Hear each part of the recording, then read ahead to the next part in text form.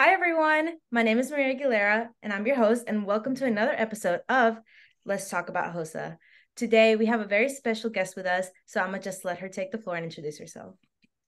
Hi, everyone. Hi, Maria. Thank you for having me on. My name is Chetana Moova. I currently serve as post-secondary collegiate vice president for International Hosa. I'm really excited to be here. Thank you for having me. Of course. So to start it off, tell us a little bit about yourself and how life's going so far. So I'm a current sophomore in college, double majoring in bio and English. I'm in the dual Doctor of Osteopathic Medicine program at Nova Southeastern University in Fort Lauderdale. So, can you tell me a little bit about your journey with Hosa and how it got started? Sure. I started Hosa 6 years ago now, which is crazy to say, in my freshman year of high school. So back in ninth grade. And I started as a member. I wasn't in any officer positions or anything, and I was just vaguely interested in medicine and healthcare. And so honestly, a lot of my friends were doing Hosa. So I was just like, I'm going to hop on that bandwagon. I'm going to do it too. And I'm so glad I made that decision. It honestly changed the entire trajectory of my life. Yeah, but starting as a freshman, I competed in health education. And then I remember being so disappointed when we didn't make it to we went to states and then we didn't make it to internationals, and I was like so disappointed. um and then sophomore year, yeah, I competed in forensic medicine with my partner. We made it to states, made it to internationals, but we didn't end up going. And then junior year, I competed in, I think, job seeking skills. And then senior year finally is when I competed in public speaking or prepared speaking. And I also ran for Florida Hosa State Office at that point. So yeah, so that was kind of like the intro. I had an amazing year in Florida Hosa State Office. And then I eventually ran for International Executive Council after seeing all of the IEC members that year. And I was so inspired by them, so inspired by my peers in HOSA, so inspired by all the members and what their passions, how their passions speak to them through HOSA. So that was really inspiring. And so I just wanted I was very excited for the opportunity to help to represent and give back. So that's one of the reasons I ran for IEC, and by some miracle, here we are. So you say you were a state officer, right, for Florida Hosa? Yes. How was running for that? It was pretty good. It was definitely a process. I mean, it was pretty stressful actually. There was like a test and there was like a speech. That was my first time doing a speech in front of that many people. And so I didn't really know what to expect. I kind of just memorized it and hoped that everything would be okay. Thankfully, I was competing in prepared speaking that year, so like just getting in the groove of just memorizing speeches, writing speeches, like that kind of thing was like already being practiced at the moment. So by some lucky combination of events, it all just worked out. But yeah, it was overall pretty stressful process, but I will say that the people that I was running with, they were such a joy to be with. It was really easy to talk to them, honestly cooled down the nerves a lot. And it was just great because you could see that everyone's super passionate, and that just made me want to run for the position more. So yeah, it was a great group of people. I definitely think that running with people that were thinking like me and equally as stressed as me just made the whole process better. Yeah. How was it different running for state and then international? So state and then international was quite different. Um, much more pressure for international. Honestly, I didn't even expect the state position, nor did I expect international at all, like at all. I was fully like, oh, this is not gonna work out for me. But for states, it was unfathomable to the point where I could just be like, okay, I'm just gonna give it a shot, see what happens, and then if not, like this is not the end of the world. But then for international, it was like I'm gonna try my best, and if my best isn't enough, then I'll be really disappointed. um, yeah, international, there's I can't talk too much about it, but like, you know, there's a whole application process, and then everything has to be like really has to speak to you, and it has to show that you are, you know, an original person, like this is your HOSA journey and all these kind of things. So um it was a little bit of pressure. It was also pretty stressful. But I guess it all worked out in the end, you know. Yeah, so even now, so I'm planning to run for a state officer's position this year from Georgia. So we haven't even started applying, or our applications I think open up next Saturday, and I'm already like stressed out of how everything's going to happen. No, no, okay. First of all, don't stress. It's you already seem like you have an amazing head on your shoulders. You're very responsible, get it done kind of person. And I think everyone can see that. So please don't stress. I would say one thing is like prepare to the max. I think that's the one thing, like for me at least, it helps get rid of so many nerves just because I know like I've practiced this a million times. I can't go wrong. Like it can't go wrong. That's the one thing it can't go wrong. So yeah, just no pressure, you know, like just keep it like chill and enjoy the process. Honestly, it's great to meet people that are like thinking exactly like you, and that was one of the most rewarding things I would say. So yeah, just keep it in your head about like why you're doing all this, but don't be stressed. It'll be fine. Yeah, I'm trying to like not like I tend to myself, I tend to do a lot of the times when before I go and shower, I started to like practice speaking in front of judges in my mirror. Like I don't know, out of nowhere, I just started doing it, practicing. Yeah. No, okay. The mirror hack is so real. Everyone talks about like practice in front of the mirror. I a million percent stand by it. It's like the biggest thing you can do for yourself. It's like gonna seem really cringe when you're like just looking at your in the mirror and you're like doing all your expressions that you normally would in front of random people. but but I promise you it works. It's the best thing you can do because there's actually no other way other than like recording yourself, which is the same thing, to actually see what you look like while you're presenting, and like, you know, how you're using your hands, how your facial expressions look, like what it like you could be practicing in front of a wall the entire time, and then you could realize that in front of the mirror that you're like, oh, and next I'm going to talk about this, and like how are you supposed to know that unless you practice in front of the mirror? So it's going to be like a stark kind of difference, but just do it. You got it, and I'm glad you're already doing it. You're on the right track. Yeah. So hopping into my next question, what or who inspired you to run for the international position? That's a good question. I think it was a lot of people, including myself, but I would say that my first introduction to the International Executive Council would be me as a state officer when I went to WLA, the Washington Leadership Academy, which recently happened. It was great. Definitely a really full circle moment because I remember being in the member's shoes or like in the state officer shoes and like seeing the IEC put together a really successful conference where I learned a lot about myself as a leader, and they just had a very like kind of like authoritative but not authoritative.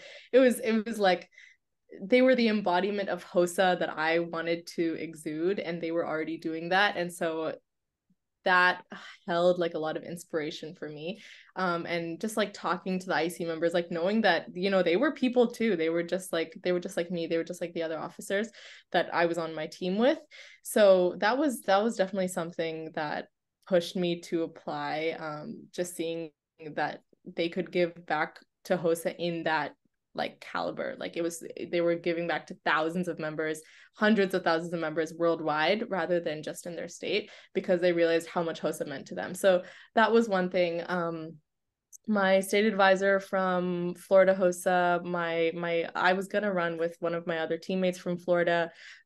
He was like, Jackson was a really big contributor to me running because he was like a great president, and I was like, I want to continue like developing my leadership skills partially because of this team. So that was another reason. And then yeah, a lot of it was also just like me. Like I didn't really want to like stop my HOSA journey there. I knew that if I stopped after Florida HOSA, like that would be it. And like I didn't want to stop. So I just ran, like took a chance, whatever, and then it ended up working out. So Yeah, for sure. I 100% get that. I think that's one of the scariest things that's happening to me right now as like an upcoming senior next year is that I'm so scared of ending my Hosa journey with Georgia Hosa. So Hosa was like it impacted me in such a way that I don't want it to stop in my life. So it's like it's scary when you it's your senior year and you're like this might be the end of a Yeah, journey. It's amazing.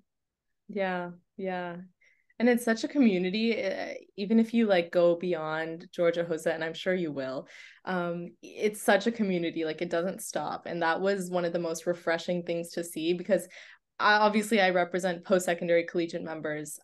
So typically, you know, like you think of Hosa, you think high school, but I'm living proof that that's not the case. Like here at NSU, there's like so many, a lot of people are really active in Hosa, and I understand that might not be the case for like a lot of post-secondary chapters, but it doesn't stop. You know, like there's a community that keeps on growing. So you especially like I encourage you to like continue that journey. Like don't let it stop with Georgia Hosa or continue with Georgia Hosa if you can. Um, we need like leaders like you are the types of people that keep Hosa going and like keep it rooted. So I really appreciate that you don't want it to stop, and that's like I love to see that. Yeah, so yeah, I think that's one thing that I'm looking in and like it's one of like my decisions when I'm when because I'm already looking at into colleges. I feel like I want to have my college picked out by next year of like which ones I want to apply for and get in. So that's like one thing I'm like strictly looking for is for them to have a chapter. Oh my God, yes, I love it, I love it, I love it. Oh, that makes me so happy. Yeah, I was like, I can't imagine. I just can't imagine my life without Hosa, especially for college. I like, it's impacted me in such, and I say it all the time, and I feel like it's like silly, but it's impacted me in such a way where I just can't. I don't know what I would do without it. Yeah. No, I definitely feel it. I don't know what I'm gonna do after this year, after my term ends. I'm like gonna be back like, hi guys, can you like let me in again? Can I keep talking to you guys? Please. No, yeah, I don't know. I don't know what I'm gonna do. But I'm just hoping I stay really like we will stay really close as a team, like as an IC team and like banking on that actually. So Yeah, I think that's one of my favorite things also about Hosa. Like the group that you meet, even as a like even a school officer or a state officer, or even as an international officer, is that you'll like those people will be like your best friends for the rest of your life. Like you'll have, and even if you meet someone random, like I know during SLC, I met this one guy. He's from like a school in North Georgia. He lives 4 hours away from me. I still talk to him every single day, and that's like really, my yeah, that's like my best friend. oh my God, I love that. I I love think it's that. like one of my favorite things about it too, like that you meet people that you will meet someone that's right beside you on a Starbucks line to get a coffee, talk to them, and next thing you know, you'll literally be talking to him every single day of your life.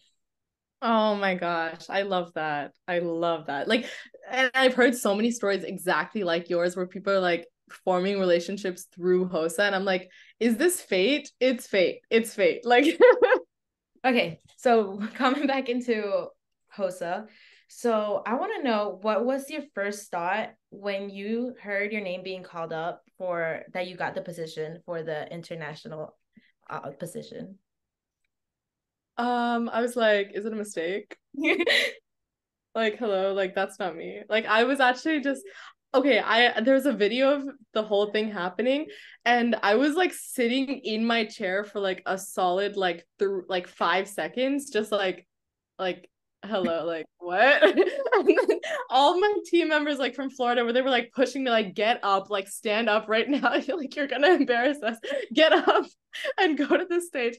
And I was like, I couldn't believe it. And when Justina called my name and like Justina, you know, like I look up to her so much, and it was just like a surreal experience. And so like the entire team, some of the team members were like crying like out of disbelief or like gratefulness or like happy tears, you know, all those things, but like I couldn't even process it.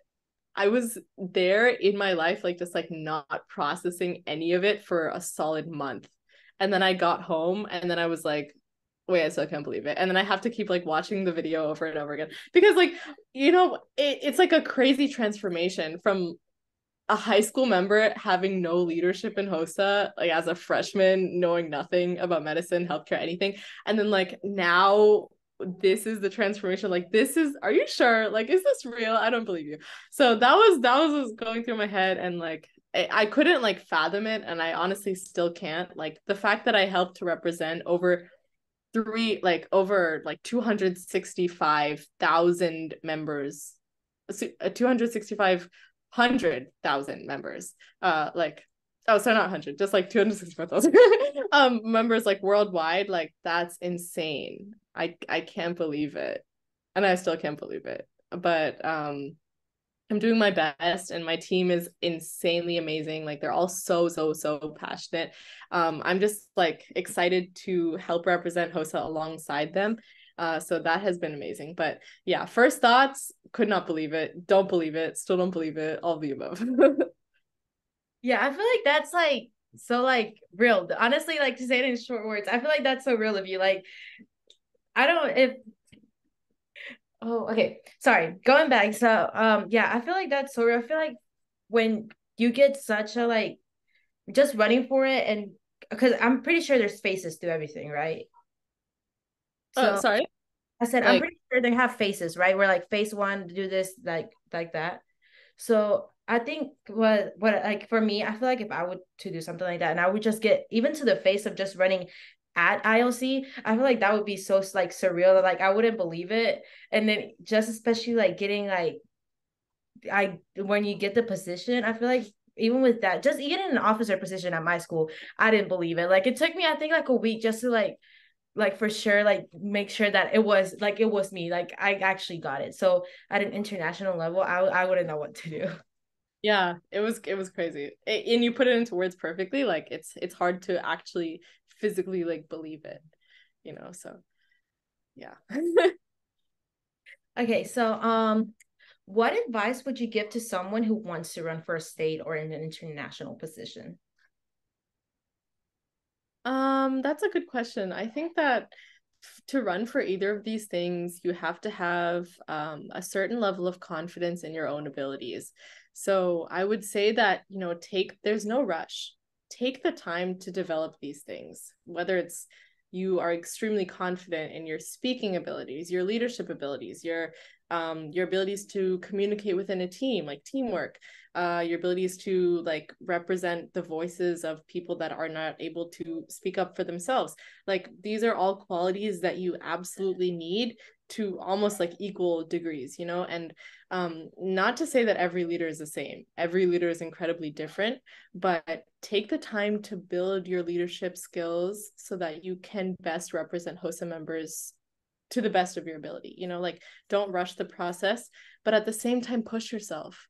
I think that's the biggest thing ever. I would never be here if I didn't at least challenge myself or push myself to do things that I never thought possible. Like IEC, like I told you, never would have even like thought about it. Like I was like, this is not gonna work. It's probably not gonna happen.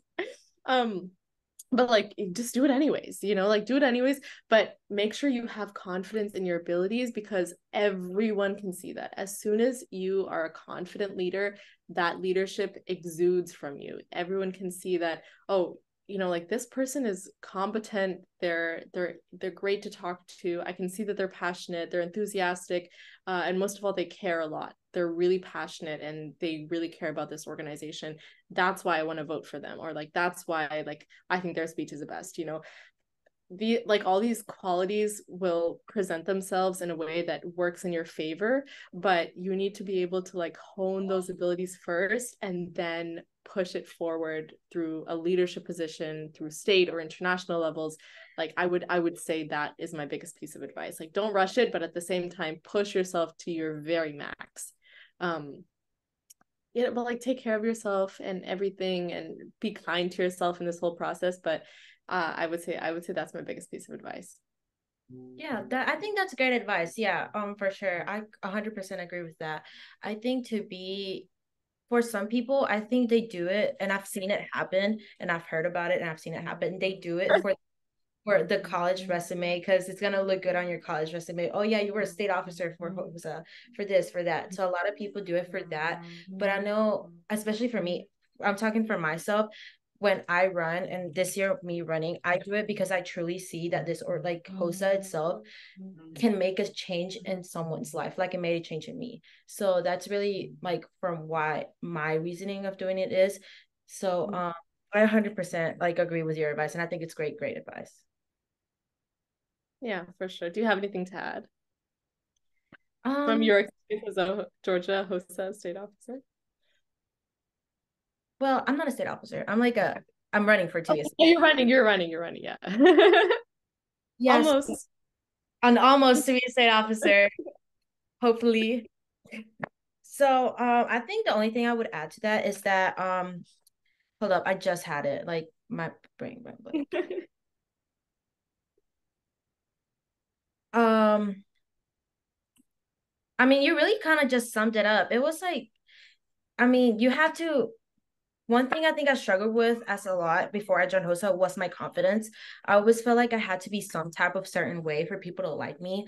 And like it's honestly, as a teenage girl, and even as a teenager, all in all, a boy or a girl, one thing that I feel like a lot of us struggle with is confidence itself, and being able to be out there. So that's one thing that also attracted me a lot about HOSA, is that it helped me build my confidence. Like I would have never thought I would be here, like sitting right now on a podcast or making a podcast itself and talking about something that I love. I never thought I would love Hosa like I love it now. So definitely that's one thing that I feel like a leader has to have for them to be able to lead the way they to be able to lead and inspire people is confidence. And I think that's what HOSA does.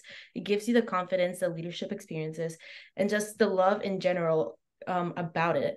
And I always like to say, HOSA is not an it's not a club, it's not an organization, it's a family. And that's also what I love so much about it. To me, it's not just something I do for like I obviously do it for fun, but and I enjoy it, but it's also like another part of me. Ever since I got completely attached to it, it's been a part of my life, and I don't want it to go away. Oh, that makes me so happy. I'm so happy to hear you say that. I completely agree. Host is not just an organization, it's a family, like I a million percent agree. Like the relationships that this family, has the potential to build are like insane. Like you can't even like think about everything because it literally combines people that have the same interests, the same mindset, and also different interests, different mindsets into one organization. And like that is so beautiful in and of itself. Um, yeah, I'm so happy to hear you say that because I completely agree. So kind of hopping off of like the international route, but do you have a favorite memory? Oh my gosh. Okay, yes, I have a favorite memory. Um, or one of the most meaningful memories. Like, okay, I'll phrase it like this. It was the point where I knew that I was making a difference. So Florida HOSA has the Fall Leadership Development Academy, and it happens like in November. And each of the state officers make a workshop that kind of caters to like one of their strengths or like just what in general like they would like to do workshop on that they think is important. And so my workshop was on public speaking or prepared speaking in general, because I consider that like something that I really enjoy doing and like I think it's like an essential skill. So that was my workshop. But it was like it felt like a lot of pressure to me at the time, and I was honestly unsure if anyone actually liked my workshop, if any of the members actually liked being in my group, because like all of the members that came to FLDA were kind of like split up between all the officers. And so I was like, oh, like as a leader, am I doing enough? Am I being the example that I want to be? And I was just feeling rather unsure of myself. And like in the midst of like so many other really accomplished officers, I was thinking like, am I good enough? Am I like measuring up to what other people want me to be, what other people expect me to be? So I was like having all these doubts. And towards the end of FLDA, overall, it was a great conference, super successful. It was great. It was super fun. But towards the end of FLDA, one of the girls in my group, like it was like an exercise towards the end, and it was like, oh, give a penny to someone that you are very grateful for, like slash that you like learned a lot from. And then I was like not expecting any pennies. I was just kind of like standing there like, yep, like okay, let's move on. And then and then this one girl from my group that like that was like an outstanding member in our group, she gave me her one penny that she had, and I was like, oh my god. I probably like shed a tear or something because it was like so emotional. But that was one of the most meaningful things that has ever happened to me in Hosa, because I realized that I was making a difference even though I didn't really think it at the time. And like it just goes to show how much people's impact is known, even though the person that's impacting is like simply unaware, like oblivious of it. And like it reminded me, you know, that like every leader has doubts, no one is perfect. um Even every member has doubts, no one is perfect. But like to show to see that relationship, because I've never met her before in my life, it was just at FLDA, and to know that like I made a difference on her, and then she was kind enough to like show that back to me, that was so meaningful. And that was probably the most meaningful thing. And yeah, she's so great, like beautiful inside and out. And like that was the most meaningful moment. Yeah. Oh, that makes me want to cry. That's so Oh, that's so sweet. so nice. Um, do you mind if I say mine? Or do you Yeah, please, please.